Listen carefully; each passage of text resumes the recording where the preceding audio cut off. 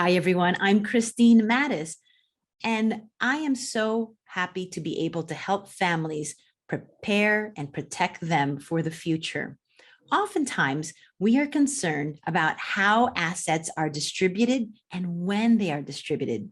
If this is a concern, I'd like you to consider a tool called a Bloodline Trust. A trust is a tool.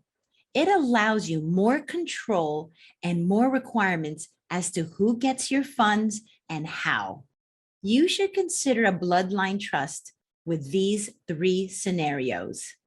Number one, in-laws. Oftentimes, we may have a daughter-in-law or a son-in-law that we're not particularly thrilled with.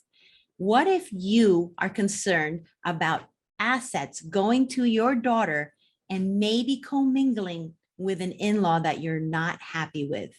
Consider a bloodline trust. This tool lets you control how funds get to your daughter or your son and that it stays in the family. Number two, divorce. Oftentimes, marriages may not work out. And if you're concerned of assets that you're giving your son or your daughter that may be subject to divorce litigation, why don't you consider a bloodline trust? In that situation, those assets are protected from anything that would come and try to take away from your daughter or your son. Number three, creditors.